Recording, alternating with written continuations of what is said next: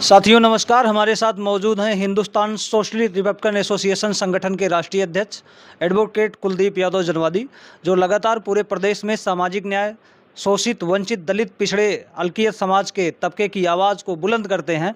वर्तमान समय की राजनीति में क्या मुद्दे होंगे, क्या शिक्षा, चिकित्सा और रोज़गार के मुद्दों पे राजनीति होगी कि मंदिर और मस्जिद के मुद्दों पे राजनीति होगी, और ख़ास जो सीट है, जो अमेठी है, अयोध्या है और उससे सटे सुल्तानपुर की जो सीट है लोकसभा, इस पर राम मंदिर का क्या प्रभाव होगा, इन सीटों पे चर्चा होगी। शुरुआत करते हैं अयोध्या लोकसभा सीट से। वहाँ से कम्युनिस्ट पार्टी से अरविंद सेन को टिकट दिया गया है, तो क्या भूमिका होगी उनकी, खास करके जब राम लहर में मंदिर और मस्जिद के चर्चे जोर पे हों और बुलडोज़र के चर्चे और जोर हों, तो अरविंद सिंह किस भूमिका में अपने आप को साबित कर पाएंगे? धन्यवाद विनोद जी। जैसे आपने कहा, शुरू में ही कहा, देखिए बहुत हो गई मंदिर मस्जिद गाय गोमूत्र वाली बात। अब जनता जो है इस नशे से उभर चुकी है। अब वो जनता अपने जन सरोकार से जुड़े मुद्दे को लेकर के राजनीति करेगी, और राजनीति जो है मुद्दे के आधार पर होगी, रोजी रोटी रोजगार के सवाल पर होगी, पढ़ाई लिखाई दवाई सच्चाई सिंचाई के सवाल पर होगी। आप देख रहे होंगे किस तरीके से जब से मौजूदा भाजपा नीति सरकार सत्ता में आई है, उसने जो जन सरोकार से जुड़े मुद्दे हैं उनको गौड़ करने का काम किया।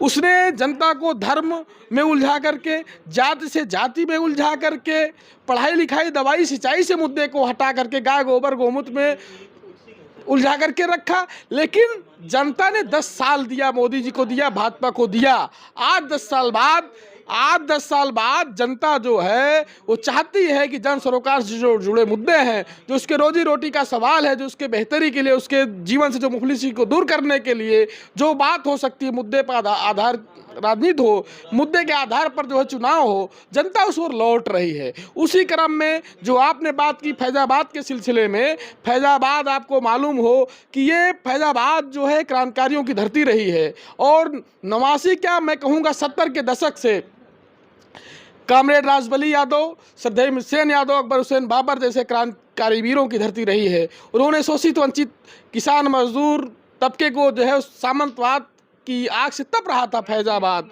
और उस पूरी तपती आग से, सामंतवादी की तपती आग से निकाल करके शोषित वंचित किसान मजदूर, गरीब गुरबा नौजवान के लिए, छात्रों के लिए संघर्ष करने वाले विरासत को बचाने का यह चुनाव है। और उसी क्रम में जो है श्रद्धेय सामाजिक न्याय क्रोधामय सेन यादव जी के सुपुत्र जो है अरविंद सेन यादव जी मैदान में आए हैं, जिनका जनता जो है दोनों बाँह फैला करके स्वागत कर रही है और समर्थन और संबल देने का काम कर रही है। और आने वाले दिनों में आप फैजाबाद की राजनीति में नए आयाम देखने को आपको मिलेंगे। एक मील का पत्थर साबित हो गया चुनाव।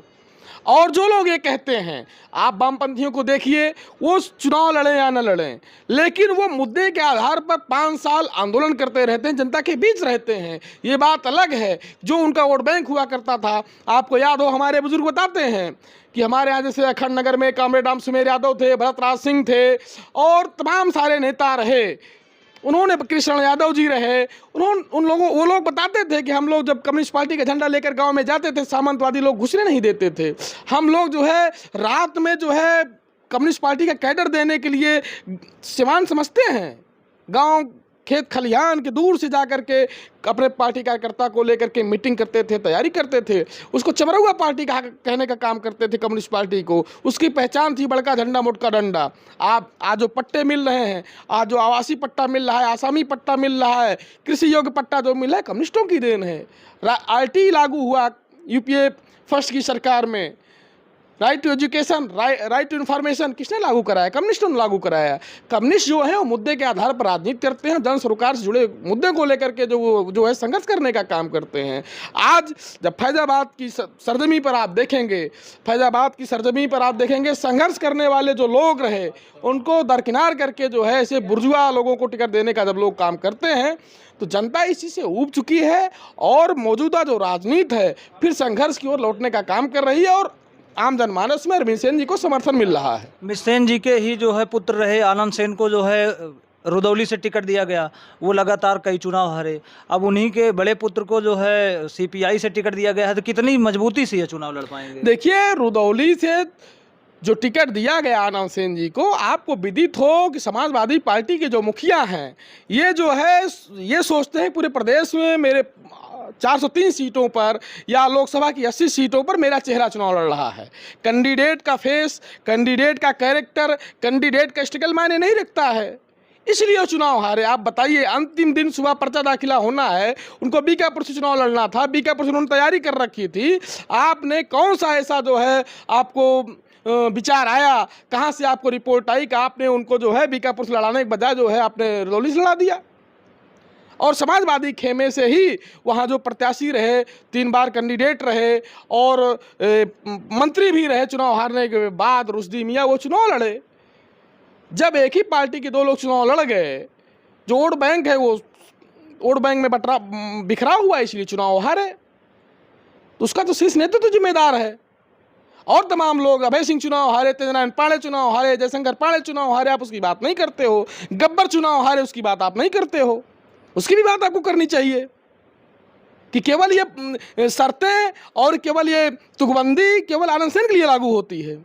जो व्यक्ति संघर्षों की राजनीति करता है, फैजाबाद की आवाम में आज भी जब शोषित वंचितों पर अत्याचार होता है, केवल सेन परिवार के अलावा कोई खड़ा नहीं दिखाई देता है। जब कोई सताया जाता है तो बड़ी उम्मीद से लोग जो है शहीद भवन की ओर मुंह करके देखते हैं कि यही एक दरवाज़ा है जो हम जहाँ से हमें न्याय मिल सकता है। जहाँ से हमारे लोग जब सताए जाते हैं तो वहाँ जा करके लोगों को न्याय मिलता है। ऐसा क्यों है? आप इस पर भी सवाल करिए। एक पार्टी की टोपी का रंग लाल है और एक पार्टी का झंडा लाल है, और ये दोनों लाल रंग कितने फैजाबाद में कारगर साबित होंगे, इस पर अरविंद सेन क्या भूमिका इनकी रहेगी आने वाली? देखिए, देश की आवाम का खून लाल है और जो खून लाल है वो संदेश दे रहा है।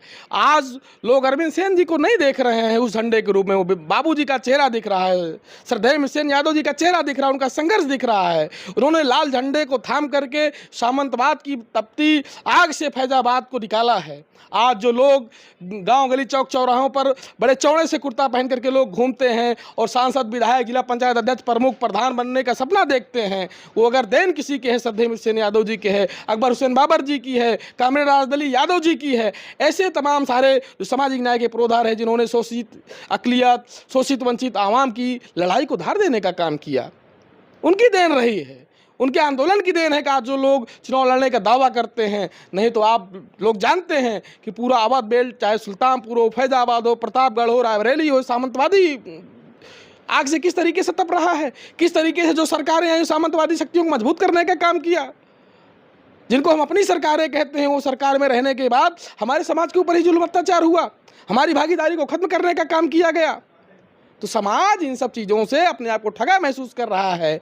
इसलिए मैं अभी दरख्वास्त करता हूं इंडिया गठबंधन के नेताओं से कि वो पूरे देश में, अगर आपको जो इंडिया गठबंधन को कम्युनिस्ट लोग समर्थन कर रहे हैं, कम्युनिस्ट पार्टियां समर्थन कर रही हैं, तो पूरे उत्तर प्रदेश में आपको फैजाबाद सीट पर कम्युनिस्ट पार्टी को समर्थन करना चाहिए, जैसा कि राजद ने किया जो है बिहार के अंदर। तो कहीं ना कहीं इंडिया गठबंधन के नेताओं की रणनीतिक भूल है।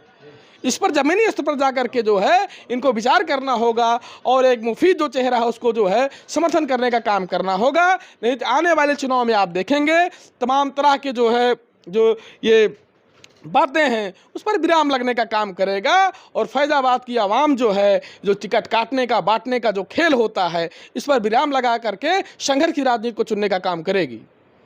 ये थे हमारे साथ कुलदीप यादव जनवादी जी, जो पूरे प्रदेश में ही नहीं पूरे जो है देश में शोषित, वंचित, पीड़ित, अक़लियत समाज के मुद्दों को लगातार उठाते रहते हैं। और ख़ास करके इन्होंने अरविंद सेन के लाल झंडे के जो प्रत्याशी के रूप में बात कही है। ये वहाँ की जनता आने वाले समय में तय करेगी कि अरविंद सेन कितने कारगर साबित होंगे लाल झंडे के लिए। अब क्या समाजवादी पार्टी से अवधेश प्रसाद और भारतीय जनता पार्टी से लल्लू सिंह कितने मजबूत रहेंगे, ये वक्त और समय तय करेगा। आप देखते रहिए जागरूक एवं सजग बने रहिए। जय विज्ञान, जय संविधान, जय मंडल, जोहार।